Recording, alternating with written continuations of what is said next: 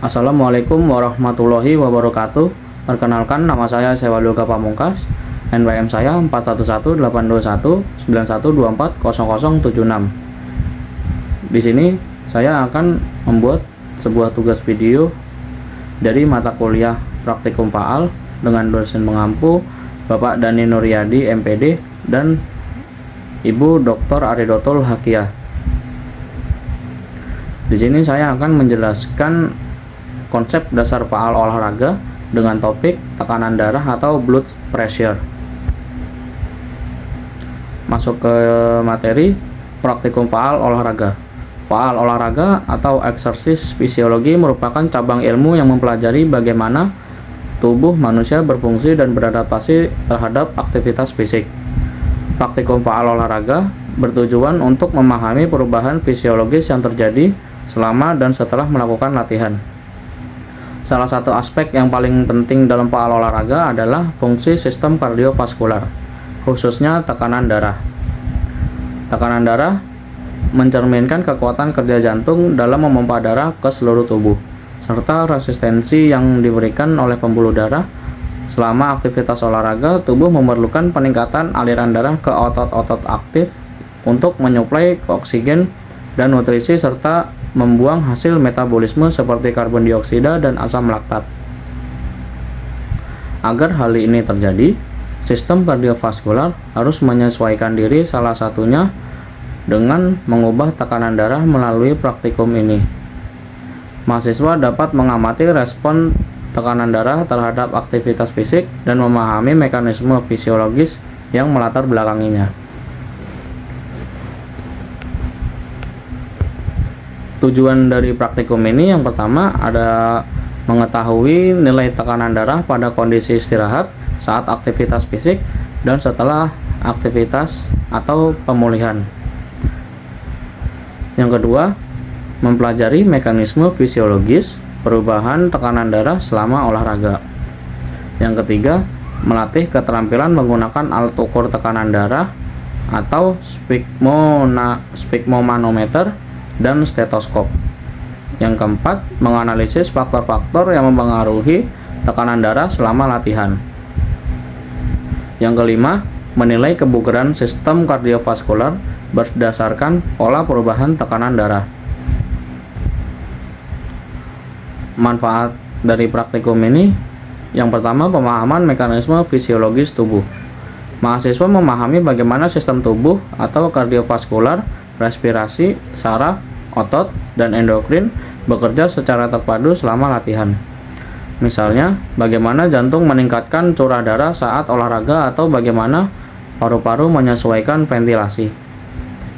Yang kedua, penguasaan keterampilan pengukuran faal. Mahasiswa dilatih untuk mengukur parameter fisiologis tubuh dengan alat laboratorium seperti tekanan darah atau sphygmomanometer, denyut nadi atau yang biasa dipakai heart rate monitor, kemudian frekuensi napas, konsumsi oksigen atau VO2 max test, dan kapasitas vital paru atau spirometer. Hal ini penting untuk menilai fungsi tubuh secara objektif dan ilmiah. Kemudian, analisis respon tubuh terhadap aktivitas fisik. Melalui data pengamatan, mahasiswa dapat menganalisis perbedaan respon tubuh pada berbagai kondisi istirahat, latihan, dan pemulihan. Ini membantu memahami konsep homeostasis dan adaptasi fisiologis. Yang keempat, menilai tingkat kebugaran dan kesehatan. Praktikum membantu mahasiswa memahami hubungan antara hasil pengukuran fisiologis dengan kebugaran jasmani. Misalnya, pemulihan tekanan darah yang cepat menandakan jantung yang sehat dan efisien. Denyut nadi istirahat yang rendah menunjukkan kondisi aerobik yang baik. Masuk ke topik utama, yaitu tekanan darah atau blood pressure. Tekanan darah adalah gaya yang dihasilkan darah terhadap dinding arteri akibat pemompaan oleh jantung. Nilai tekanan darah ditentukan oleh dua parameter utama. Yang pertama, tekanan sistolik atau SBP merupakan tekanan tertinggi yang terjadi saat jantung berkontraksi. Tekanan ini menggambarkan kekuatan pompa jantung dalam mengalirkan darah ke seluruh tubuh. Nilai normalnya sekitar 110 sampai 120 mm air raksa. Tekanan diastolik atau DBP merupakan tekanan terendah yang terjadi saat jantung berrelaksasi. Nilai normalnya sekitar 70 sampai 80 mm air raksa. Sehingga jika seorang memiliki tekanan darah 120 per 80 mm air raksa, artinya tekanan sistoliknya 120 mm air raksa dan diastoliknya 80 mm air raksa. Faktor-faktor yang mempengaruhi tekanan darah. Yang pertama, curah jantung atau cardiac output. Denyut jantung dikali volume sekuncup meningkatkan saat latihan untuk memenuhi kebutuhan oksigen otot. Yang kedua, tahanan perifer total atau total peripheral resistance, hambatan pembuluh darah terhadap aliran darah, berkurang selama latihan dinamis karena vasodilatasi pembuluh otot aktif. Yang ketiga, volume darah dan viskositas darah. Yang keempat, elastisitas pembuluh darah. Yang kelima, aktivitas sistem saraf otonom atau simpatis dan parasimpatis. Yang keenam, faktor lingkungan, suhu, kelembapan, posisi tubuh, waktu pengukuran. Mekanisme tekanan darah saat latihan. Sistem saraf simpatis meningkat, menyebabkan peningkatan denyut jantung dan kekuatan kontraksi jantung. Vasodilatasi terjadi di otot aktif, menurunkan tahanan perifer. Tekanan sistolik meningkat sebanding dengan intensitas latihan. Tekanan diastolik tetap atau sedikit menurun karena pelebaran pembuluh darah perifer. Pada latihan isometrik atau statis seperti plank atau wall sit, kontraksi otot menekan pembuluh darah sehingga aliran darah berkurang dan tekanan diastolik itu meningkat.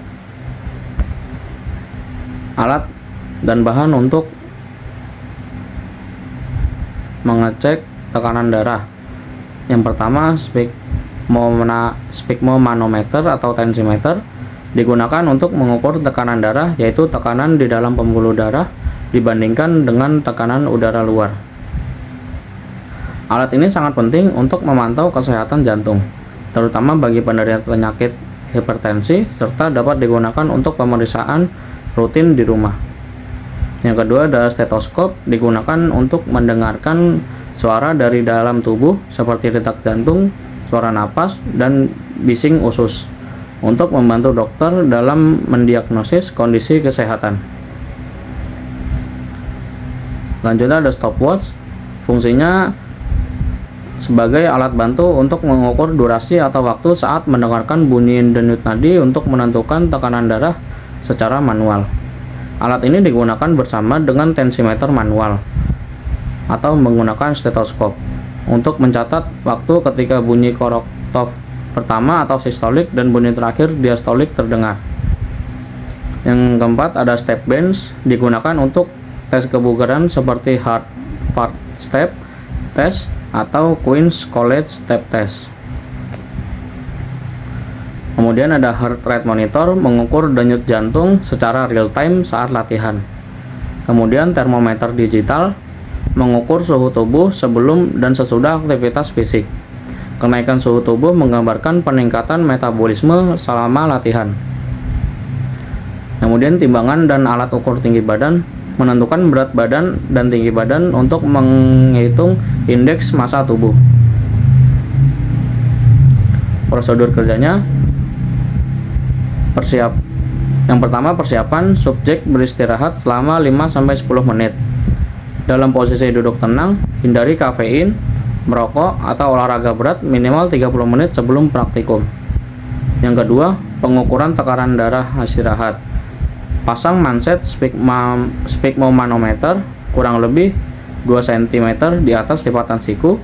Tempatkan stetoskop di atas arteri brachialis. Pompa hingga 20-30 mm air raksa di atas perkiraan sistolik. Lepas perlahan dan dengarkan bunyi Korotkov. Bunyi pertama tekanan sistolik, bunyi terakhir tekanan diastolik. Pelaksanaan aktivitas fisik, lakukan aktivitas seperti step test selama 3 menit atau jogging ringan 5 menit. Pengukuran setelah aktivitas, ukur tekanan darah segera setelah latihan selesai. Pengukuran pemulihan, ukur kembali tekanan darah setelah 3 dan 5 menit pemulihan. Catat semua data dalam tabel pengamatan. Tekanan darah sangat penting dalam bidang keolahragaan dan kesehatan. Yang pertama, pemantauan kebugaran kardiovaskular. Atlet dengan kebugaran tinggi memiliki tekanan darah istirahat yang lebih rendah akibat peningkatan efisiensi jantung. Yang kedua, pencegahan hipertensi. Latihan aerobik rutin dapat menurunkan tekanan darah secara signifikan pada penderita hipertensi ringan. Yang ketiga, evaluasi beban latihan. Perubahan tekanan darah dapat digunakan untuk menilai apakah intensitas latihan sesuai dengan kapasitas tubuh. Yang keempat, keamanan latihan. Menghindari risiko serangan jantung atau stroke pada individu dengan tekanan darah tinggi yang tidak terkontrol. Kesimpulannya, yang pertama, tekanan darah merupakan parameter penting untuk menilai fungsi dan adaptasi sistem kardiovaskular terhadap latihan. Yang kedua, selama aktivitas fisik, tekanan sistolik meningkat, sedangkan tekanan diastolik relatif stabil atau sedikit menurun. Yang ketiga, waktu pemulihan tekanan darah menjadi indikator kebugaran jantung. Yang keempat, latihan teratur dapat memperbaiki regulasi tekanan darah dan menurunkan risiko hipertensi. Sumbernya berasal dari Santoso B. tahun 2020, Faal Olahraga, Teori dan Aplikasi Latihan Fisik, Yogyakarta, dipublish. Nur Hasan D. dan Holik M. 2019, Ilmu Faal Olahraga, Surabaya, UNESA University Press. Sekian presentasi dari saya, kurang lebihnya mohon maaf. Wassalamualaikum warahmatullahi wabarakatuh.